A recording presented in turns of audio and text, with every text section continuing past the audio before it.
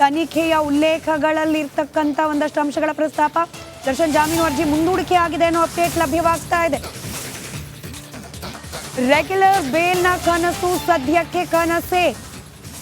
ಜಾಮೀನು ಅರ್ಜಿಯ ವಿಚಾರಣೆಯನ್ನ ಮುಂದೂಡಿಕೆ ಮಾಡಲಾಗಿದೆ. ದರ್ಶನ್ ಸಲ್ಲಿಸಿದ್ದ ಜಾಮೀನು ಅರ್ಜಿಯ ವಿಚಾರಣೆಯನ್ನ ನ್ಯಾಯಾಲಯ ಮುಂದೂಡಿದೆ. ಅಲ್ಲಿಗೆ ಸದ್ಯಕ್ಕೆ ಲಭ್ಯವಾಗಿರುವ ಮೆಡಿಕಲ್ ಬೇಲೆ ಗಟ್ಟಿ. 6 ವಾರಗಳ ಮೆಡಿಕಲ್ ಬೇಲ್ ಅದೇ ಗಟ್ಟಿ. ಗುರುವಾರ ಮತ್ತೊಮ್ಮೆ ವಿಚಾರಣೆಯನ್ನ ಕೈಗೆತ್ತಿಕೊಳ್ಳಲಿದೆ ನ್ಯಾಯಾಲಯ. ಗುರುವಾರದವರೆಗೂ ದರ್ಶನ್ ರೆಗ್ಯುಲರ್ ಬೇಲ್ನ ಭವಿಷ್ಯ ಮಂಕೆ. ಅದಕ್ಕೆ ಸ್ಪಷ್ಟವಾದ ಉತ್ತರ ಇವತ್ತು ಕೂಡ ಲಭ್ಯವಾಗಿಲ್ಲ. ಜಾಮೀನು ಸಲ್ಲಿಕೆ, ಅದರ ಅರ್ಜಿಯ ವಿಚಾರಣೆ, ಇದು ಗುರುವಾರಕ್ಕೆ ವಿಚಾರಣೆಯನ್ನ ಮುಂದೂಡಿ ನ್ಯಾಯಾಲಯ ಆದೇಶವನ್ನ ಹೊರಡಿಸಿದೆ. ಗುರುವಾರ ಮತ್ತೊಮ್ಮೆ ಜಾಮೀನು ಅರ್ಜಿಯ ವಿಚಾರಣೆಯನ್ನ ನಡೆಸುತ್ತೆ ಕೋರ್ಟ್.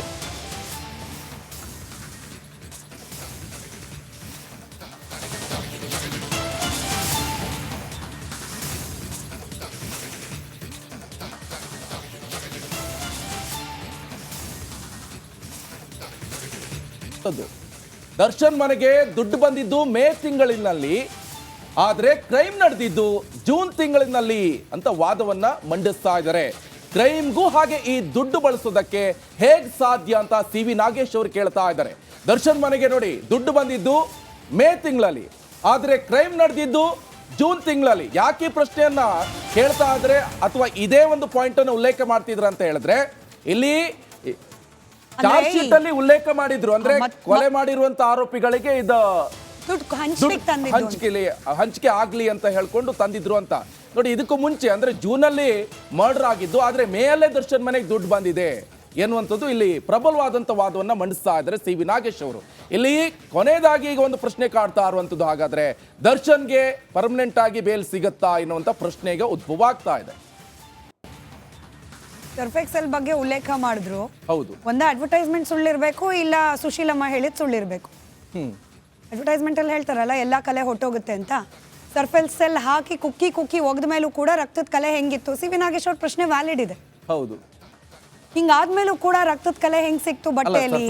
ಅವರು 100% ಹೋಗಲ್ಲ, 99 ಅಂತ ಕೊಡ್ತಾರೆ. 1% ಉಳ್ಕೊಂಡಿರ್ಬೋದು. ನೋಡಿ, ಈಗಾಗಲೇ ಗಮನಿಸ್ತಾ ಇದ್ವಿ ಒಂದ್ ಕಡೆ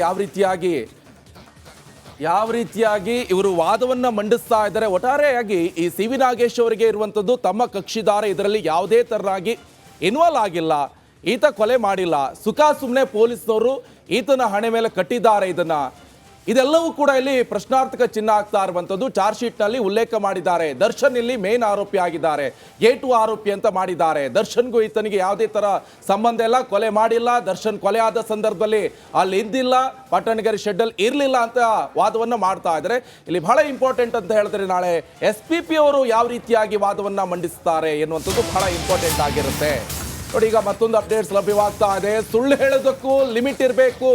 ಯುವರ್ ಆನರ್ ಮೋಹನ್ ರಾಜ್ ಸ್ವ ಇಚ್ಛೆ ಹೇಳಿಕೆ ಓದ್ತಾ ಇದ್ದಾರೆ ಸಿ.ವಿ. ನಾಗೇಶ್ ಅವರು. ಸಾಕ್ಷಿಗಳಿಗೆ ನೀಡಲು RR ನಗರ ಮನೆಗೆ ತರಿಸಿದ್ದು ಅಂತ ಹೇಳಿದ್ದಾರೆ. ಸುಳ್ಳು ಹೇಳೋದಕ್ಕೂ ಒಂದು ಲಿಮಿಟ್ ಇರಬೇಕು ಅಂತ ಸಿ.ವಿ. ನಾಗೇಶ್ ಅವರು ಹೇಳ್ತಾ ಇದ್ದಾರೆ. ಈಗ ಹಣದ ವಿಚಾರ ಬಂತಲ್ವೇ, ಈಗ ಮೇಲ್ ಹಣ ಬಂದಿದೆ, ಆದರೆ ಕೊಲೆ ಆಗಿದ್ದು ಜೂನು. ಆದರೆ ಈ ಕೊಲೆ ಆರೋಪಿ ಎನ್ನುವಂಥದ್ದು ದರ್ಶನ್ ಅಂತ ಈಗ ಉಲ್ಲೇಖ ಮಾಡಿದ್ರಲ್ಲ, ಕೊಲೆ ಆದ್ಮೇಲೆ ಸಾಕ್ಷಿ ನಾಶಕ್ಕೋಸ್ಕರ ಈ ದುಡ್ಡನ್ನ ಹಂಚಲಾಗಿದೆ, ಹಂಚಕ್ಕೋಸ್ಕರನೇ ದರ್ಶನ್ ಮನೆಯಲ್ಲಿ ಸಂಗ್ರಹ ಮಾಡಿ ಇಟ್ಕೊಂಡಿದ್ದಾರೆ ಎನ್ನುವಂಥದ್ದು ಚಾರ್ಜ್ ಶೀಟ್ ನಲ್ಲಿ ಉಲ್ಲೇಖ ಮಾಡಲಾಗಿದೆ. ಆದ್ರೆ ಈ ದುಡ್ಡು ತಂದಿದ್ದು ಅದಕ್ಕೆ ಅಲ್ಲ. ದರ್ಶನ್ ಒಬ್ಬ ನಟ, ಸಾಕಷ್ಟು ವ್ಯವಹಾರಗಳಿರುತ್ತೆ. ಸೊ ಬೇರೆ ವ್ಯವಹಾರಕ್ಕೆ ಬಳಸ್ಕೊಳ್ಳೋಕೆ ಇರ್ಬೋದು, ಅಥವಾ ಫಿಲ್ಮ್ ಸ್ಟಾರು, ಹೀರೋ, ಸೊ ಅದಕ್ಕೆ ಬಂದಿರುವಂತ ಹಣ ಇರ್ಬೋದು. ಸಾಕಷ್ಟು ಫಿಲ್ಮ್ಗಳಿಗೂ ಕೂಡ ಈಗಾಗಲೇ ಸೈನ್ ಹಾಕಿದ್ದಾರೆ, ನಾನು ಮಾಡ್ತೀನಿ ಅಂತ, ಅದರಲ್ಲಿ ಬಂದಿರಬಹುದು ಎನ್ನುವಂಥದ್ದು ಈಗ ಸಿ.ವಿ. ನಾಗೇಶ್ ಅವರು ಕನ್ವಿನ್ಸ್ ಮಾಡ್ತಾ ಇದ್ದಾರೆ ಕೋರ್ಟ್ಗೆ. ಆದರೆ ಇದರಲ್ಲಿ ಸಿ.ವಿ. ನಾಗೇಶ್ ಅವರು ಹೇಳ್ತಾ ಇರುವಂತ ಸುಳ್ಳು ಹೇಳಬೇಕಪ್ಪ ಇವರು, ಆದರೆ ಸುಳ್ಳು ಹೇಳೋಕ್ಕೂ ಒಂದು ಲಿಮಿಟ್ ಇರಬೇಕು ಅಂತ ಹೇಳ್ತಿದ್ದಾರೆ. ಮೇ ತಿಂಗಳಲ್ಲೇನೆ ಮೋಹನ್ ರಾಜ್ ಅವರು ದುಡ್ಡು ತಂದು ಕೊಟ್ಟಿದ್ರು. ಆ ದುಡ್ಡೇನೆ ದರ್ಶನ್ ಮನೇಲಿತ್ತು. ಅದನ್ನ ಇವ್ರು ಹೋಗಿ ಸೀಸ್ ಮಾಡಿಬಿಟ್ಟು ಚಾರ್ಜ್ ಶೀಟ್ನಲ್ಲಿ ಉಲ್ಲೇಖ ಮಾಡ್ತಾರೆ, ಕೊಲೆ ಸಾಕ್ಷ್ಯಗಳಿಗೆ ಕೊಡುವ ಸಲುವಾಗಿ ದುಡ್ಡಿಟ್ಕೊಂಡಿದ್ರು ಮನೆಯಲ್ಲಿ ಅಂತ ಹೇಳಿ. ಇಷ್ಟೆಲ್ಲ ಸುಳ್ಳು ಹೇಳ್ಬೋದಾ? ಜೂನಲ್ಲಿ ನಾವೊಂದು ಕೊಲೆ ಮಾಡ್ತೀವಿ ಅಂತ ಹೇಳಿ ಮೇನಲ್ಲೇ ಡಿಸೈಡ್ ಮಾಡ್ಕೊಂಡ್ಬಿಟ್ಟಿದ್ರ ಇವರು ಅನ್ನೋದು ಸಿ.ವಿ. ನಾಗೇಶ್ ಅವರ ವಾದ. ದರ್ಶನ್ ಹಣದ ವ್ಯವಹಾರದ ಬಗ್ಗೆ ಕೂಡ ಉಲ್ಲೇಖ ಮಾಡಿ ಹೇಳಿಕೆಯನ್ನ ನೀಡ್ತಿದ್ದಾರೆ, ವಾದ ಮಂಡಿಸ್ತಿದ್ದಾರೆ ಸಿ ವಿ ನಾಗೇಶ್ ಅವರು. ಮೋಹನ್ ರಾಜ್ ಅವರ ಮಗಳ ಆಲ್ಬಮ್ ಬಿಡುಗಡೆಗೆ ಸಾಲ ಮಾಡಿದ್ರು, ಅದನ್ನು ವಾಪಸ್ ಕೊಟ್ಟಿದ್ದೀನಿ ಅಂತ ಹೇಳಿ ಮೋಹನ್ ರಾಜ್ ಅವರೇನೆ ಸ್ವಇಚ್ಛಾ ಹೇಳಿಕೆಯಲ್ಲಿ ಹೇಳಿಕೆ ಕೊಟ್ಬಿಟ್ಟಿದ್ದಾರೆ. ಮೋಹನ್ ರಾಜ್ ಅವರು ಕೊಟ್ಟಿದ್ದ ಸಾಲನ ವಾಪಸ್ ಕೊಟ್ಟಿದ್ದೀನಿ ಅಂತ ಹೇಳಿದ್ರೆ ಇವ್ರು ಕೊಲೆ ಮಾಡಿದ ಸಾಕ್ಷ್ಯಕ್ಕೆ ಹಂಚೋಕ್ ಇಟ್ಕೊಂಡಿರೋದು ಅಂತ ಹೇಳಿ ಪೊಲೀಸರು ಉಲ್ಲೇಖ ಮಾಡಿಬಿಟ್ಟಿದ್ದಾರಲ್ಲ, ಇಷ್ಟು ಸುಳ್ಳು ಹೇಳಬಹುದಾ ಅನ್ನೋದು ಸಿ ವಿ ನಾಗೇಶ್ ಅವರ ವಾದ.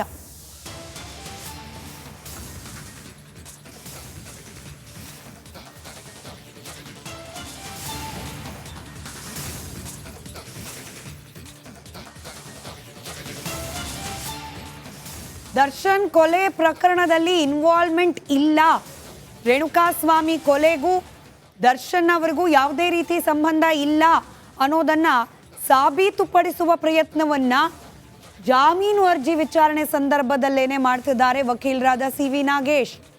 ನೋಡಿ, ದರ್ಶನ್ ಅಲ್ಲಿದ್ರು ಅಂತ ಹೇಳಿದ್ರು, ಆದರೆ ಟವರ್ ಲೊಕೇಶನ್ ಅನ್ನ ಹೆಂಗೆಲ್ಲ ಫೇಕ್ ಮಾಡ್ಬೋದು ಅನ್ನೋದಕ್ಕೆ ನಾನು ಡೆಮಾನ್ಸ್ಟ್ರೇಷನ್ ಮಾಡಿ ತೋರಿಸ್ತೀನಿ ಅಂತ ಹೇಳಿ ಕೋರ್ಟ್ನಲ್ಲೇ ಲೈವ್ ಡೆಮಾನ್ಸ್ಟ್ರೇಷನ್ ಕೊಟ್ಟವರು ಇದೇ ಸಿ ವಿ ನಾಗೇಶ್ ಅವರು.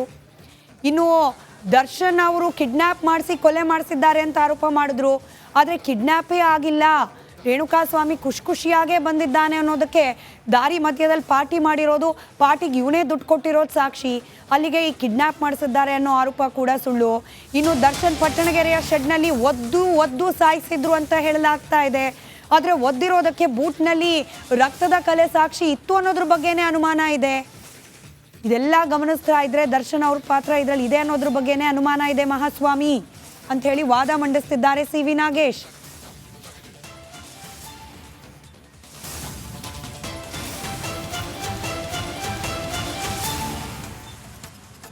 ಶೂ ಚಪ್ಪಲಿ ಬಗ್ಗೆ, PSI ವಿನಯ್ ಅವರ ಇನ್ವಾಲ್ವ್ಮೆಂಟ್ ಬಗ್ಗೆ, ಹಾಗೆ ರಕ್ತದ ಕಲೆ ಬಗ್ಗೆ, ಹೀಗೆ ಪ್ರತ್ಯೇಕವಾಗಿ ಮೈನ್ಯೂಟ್ ವಿಚಾರಗಳನ್ನು ಕೂಡ ಉಲ್ಲೇಖ ಮಾಡುವ ಮೂಲಕ ತಮ್ಮ ಕಕ್ಷಿದಾರರಾದ ದರ್ಶನ್ ಅವರಿಗೆ ಶತಾಯ ರೆಗ್ಯುಲರ್ ಬೇಲ್ ಕೊಡಿಸಲೇಬೇಕು ಅಂತ ಹೇಳಿ ಅಟಕ್ ಬಿದ್ದವರಂತೆ ವಾದ ಮಂಡನೆ ಮಾಡ್ತಿದ್ದಾರೆ ಸಿ ವಿ ನಾಗೇಶ್. ಅದರ ಪಿನ್ ಟು ಪಿನ್ ಡೀಟೇಲ್ಸ್ ಅನ್ನ ರಿಪಬ್ಲಿಕ್ ಕನ್ನಡದ ಮೂಲಕ ನೀವು ಗಮನಿಸ್ತಾ ಇದ್ದೀರಿ. ನೋಡಿ, ಈ ಕ್ರೈಮ್ ಸೀನ್ ವಿಚಾರಕ್ಕೆ ಸಂಬಂಧಪಟ್ಟಂತೆ ಯಾವ ರೀತಿಯಾಗಿ ವಾದವನ್ನ ಮಂಡಿಸ್ತಾ ಇದ್ದಾರೆ, ಎಷ್ಟು ಪ್ರಬಲವಾದಂತ ವಾದ ಅಂತ ಹೇಳೋಕೆ ಸಾಕ್ಷಿ ಈ ಕೊಲೆ ನಡೆದಿತ್ತಲ್ಲ, ಕೊಲೆ ಆದ್ಮೇಲೆ ಈ ಡೆಡ್ ಬಾಡಿ ಸಿಕ್ಕಿತ್ತು, ಆ ಸಂದರ್ಭದಲ್ಲಿ ಪೊಲೀಸ್ನವ್ರು ಯಾಕೆ ಡಿಲೇ ಮಾಡಿದ್ರು, ಸ್ಥಳ ಮಹಾಜರ್ ಇರ್ಬೋದು ಅಥವಾ ಪೋಸ್ಟ್ ಮಾರ್ಟಮ್ ರಿಪೋರ್ಟ್ ಇರಬಹುದು, ಜೊತೆಗೆ ಪೊಲೀಸ್ನವರು ಆ ಸ್ಥಳ ಮಹಾಜರ್ ಸಂದರ್ಭದಲ್ಲಿ ಯಾವುದೋ ಅನಾಥಶವನೋ ಮತ್ತೊಂದು ಮಗದೊಂದು ಅಂತ ಹೇಳ್ಕೊಂಡು ಫಸ್ಟ್ ಇನ್ಫಾರ್ಮೇಶನ್ FIR ದಾಖಲು ಮಾಡ್ಕೊಳ್ಬಹುದಿತ್ತು. ಆದರೆ ಇವರು ಆ FIR ಅಲ್ಲೇ ದರ್ಶನ್ ಹೆಸರನ್ನ ಸೇರಿಸಿದ್ದಾರೆ ಎನ್ನುವಂಥದ್ದು ಇವರ ಪ್ರಶ್ನೆ ಇಲ್ಲಿ ಸಿ ವಿ ನಾಗೇಶ್ ಅವರದ್ದು. ಯಾಕಂತ ಹೇಳಿದ್ರೆ ಎಲ್ಲಿ ಲೂಪ್ ಹೋಲ್ ಇದೆ, ಎಲ್ಲಿ ಏನು ಸಿಗತ್ತೆ, ಇಲ್ಲಿ ಸಾಕ್ಷ್ಯನಾಶ ಮಾಡುವಂತ ನಿಟ್ಟಲ್ಲೂ ಇರ್ಬೋದು, ಪ್ರತಿಯೊಂದಕ್ಕೂ ದರ್ಶನ್ ಯಾವ ರೀತಿಯಾಗಿ ಹೋರಾಟವನ್ನು ನಡೆಸಿದ್ರು ಅದೇ ಥರದಲ್ಲಿ ಲೂಪ್ ಹೋಲ್ ಯಾವ ರೀತಿಯಾಗಿದೆ, ಪೊಲೀಸರು ಇದರಲ್ಲಿ ಚಾರ್ಜ್ ಶೀಟ್ನಲ್ಲಿ ಯಾವೆಲ್ಲ ಅಂಶವನ್ನು ದಾಖಲು ಮಾಡ್ಕೊಂಡಿದ್ದಾರೆ, ಅದರಲ್ಲಿ ಯಾವ್ದಾದ್ರು ಲೋಪದೋಷ ಇದೆ ಅವೆಲ್ಲವನ್ನು ಕೂಡ ಎತ್ತಿ ಹಿಡಿಯುವಂತ ಕೆಲಸ ಮಾಡ್ತಾ ಇದ್ದಾರೆ. ನೋಡಿ, ಈಗಾಗಲೇ ನಾವು ಹೇಳ್ತಾ ಇದ್ವಿ, ಈಗಾಗಲೇ ಗೂಗಲ್ ಮ್ಯಾಪಿಂದ ಹಿಡ್ಬೋದು ಅಥವಾ ಲೊಕೇಶನ್ ಇರ್ಬೋದು, ಟವರ್ ಡಂಪ್ ವಿಚಾರ ಇರ್ಬೋದು, ಅಥವಾ ಪಟ್ಟಣಗೆರೆ ಶೆಡ್ನಲ್ಲಿ ಇರಲಿಲ್ಲ, ದರ್ಶನ್ ಅವತ್ತು ಮನೆಯಲ್ಲಿ ಇದ್ದಿದ್ರು, ಮೈಸೂರಿನಲ್ಲಿ ಶೂಟಿಂಗಲ್ಲಿ ಇದ್ದಿದ್ರು. ನೋಡಿ, ಈ ಹಿಂದೆ ಕೂಡ ಹೈಕೋರ್ಟ್ನಲ್ಲಿ ವಾದ ಮಂಡಿಸ್ತಾರ ಇರುವಂಥ ಸಂದರ್ಭದಲ್ಲಿ ಸಿ ವಿ ನಾಗೇಶ್ ಅವರು ಆ ಲೊಕೇಶನ್ ಬೇರೆ ಇವರೇ ಹಾಕೊಂಡಿದ್ದಾರೆ ಸಿ ವಿ ನಾಗೇಶ್ ಅವರು, ಅದನ್ನು ತೋರಿಸಿದ್ರು. ನೋಡಿ, ನಾನೀಗ ಬೇರೆ ಕಡೆ ಇದ್ದೀನಿ, ಆದರೆ ನಾನು ಇಲ್ಲಿ ಹೈಕೋರ್ಟಲ್ಲಿ ವಾದ ಮಂಡಿಸ್ತಾ ಇದ್ದೀನಿ ಎನ್ನುವಂಥದ್ದು ಕೂಡ ಒಂದು ಮ್ಯಾಪನ್ನು ಕೂಡ ರೆಡಿ ಮಾಡಿ ಕೊಟ್ಟಿದ್ರು. ಆ ರೀತಿಯಾಗಿ ಒಂದಿಷ್ಟು ಎವಿಡೆನ್ಸ್ಗಳನ್ನು ಕೊಡುವಂಥ ಕೆಲಸವನ್ನು ಮಾಡ್ತಾ ಇದ್ದಾರೆ ಸಿ ವಿ ನಾಗೇಶ್ ಅವರು. ಆದರೆ ಇಲ್ಲಿ ಪ್ರಶ್ನೆ ಇರುವಂಥದ್ದು, ಈಗಾಗಲೇ ದರ್ಶನ್ ಮಧ್ಯಂತರ ಜಾಮೀನು ಮೇಲೆ ಹೊರಗಿದ್ದಾರೆ, ಅದು ಕ್ಯಾನ್ಸಲ್ ಆಗುತ್ತಾ ಎನ್ನುವಂಥ ಪ್ರಶ್ನೆ, ಅದರ ಜೊತೆ ಈಗ ಪರ್ಮನೆಂಟ್ ಒಂದು ಬೇಲ್ ಸಿಗಬಹುದಾ ಎನ್ನುವಂಥ ಪ್ರಶ್ನೆ ಈಗ ಉದ್ಭವ ಆಗ್ತಾ ಇರುವಂಥದ್ದು. ಆದರೆ 40 ಲಕ್ಷ ಹಣದ ಬಗ್ಗೆ ಉಲ್ಲೇಖವನ್ನ ಮಾಡ್ತಾ ಇದ್ದಾರೆ ಸಿ ವಿ ನಾಗೇಶ್ ಅವರು. ಮೈಸೂರಿನ ರಾಡಿಸನ್ ಬ್ಲೂನಲ್ಲಿ ಹಣವನ್ನ ಇಟ್ಟಿರುವುದಾಗಿ ಹೇಳಿಕೆಯನ್ನ ಕೊಟ್ಟಿದ್ದಾರೆ.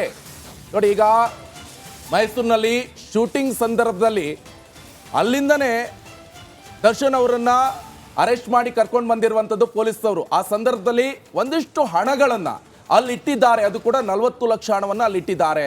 ಆಮೇಲೆ ದರ್ಶನ್ ಅವರ ಮ್ಯಾನೇಜರ್ ಅಂದರೆ ನಾಗರಾಜು ಅವರಿಗೆ ಆ ಹಣವನ್ನು ಕೊಟ್ಟು